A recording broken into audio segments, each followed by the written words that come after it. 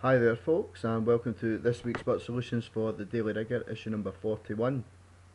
So in our first story, the big law now, so the fine, the penalty for using your mobile phone at the wheel of a car has doubled from the 1st of March, so it's now 6 points and a £200 fine.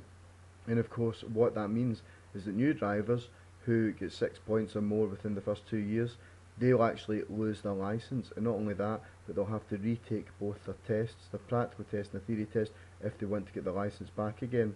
So if it costs £23 to sit a theory test and double the standard £62 to resit the practical test if you've been disqualified, what would the total cost be for the fine for any new driver wishing to regain their licence? Well, first things first, they've obviously got to pay the £200 fine. So in order to be eligible to resit the practical test, they've got to sit the theory test, so that'll be another £23.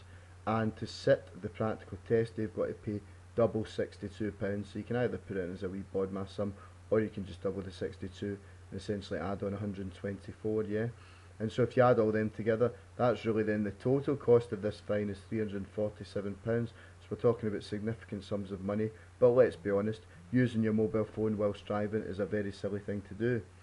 Okay, so on to our technology story. So as we brought to you in a previous edition of the Daily Rigour way back, the UK government has made a commitment to install a smart meter in every home for the year 2020. So this smart SSE, this smart meter company, they had a wee glitch in the system causing ridiculous daily amounts of usage being shown to customers.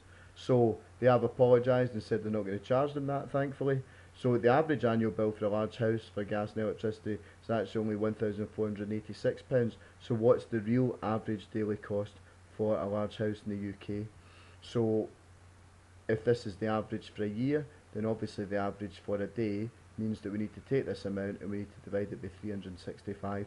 I'll still give you it right if anybody was pedantic and did 366 because they said it was a leap year.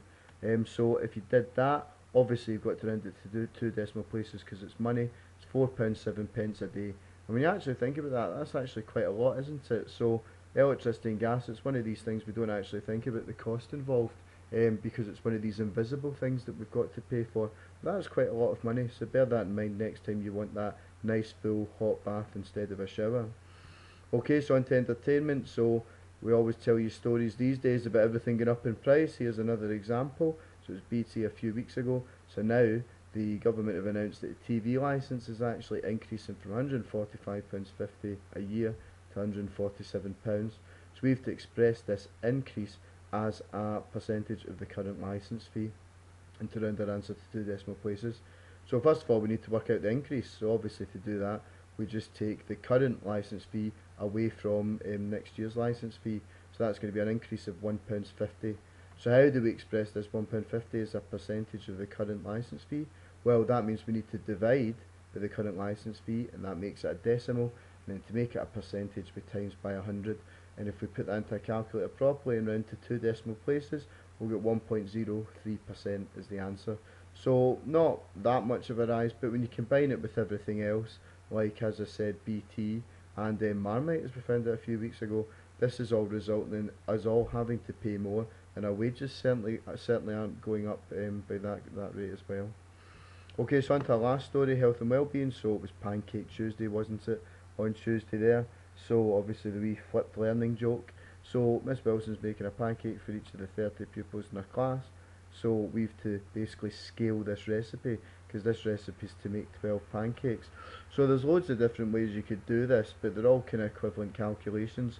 So for the flour, we can find out how much for one pancake by dividing by 12, and then we can work out how much for 30 pancakes by multiplying by 30. That gives us 250 grams of flour.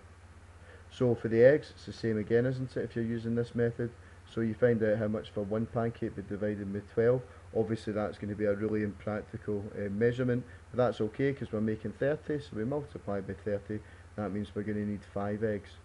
Okay, so for the milk, same again. We find how much we need for one pancake by dividing by 12, and then for 30 we multiply by 30. That's going to give us 750 millilitres. So maybe try that wee recipe for your mum and dad at the weekend. Make them a nice wee breakfast of pancakes. Remember, learning how to make pancakes is a skill for life, isn't it? Okay, so anyway folks, there you have it. That's our What Solutions for the Daily Rigour issue number 41. Hope you found that useful. Stay tuned for next week's edition when we're going to be looking at more stories from the news of the week and the numbers behind them. But in the meantime, thanks for watching and bye for now.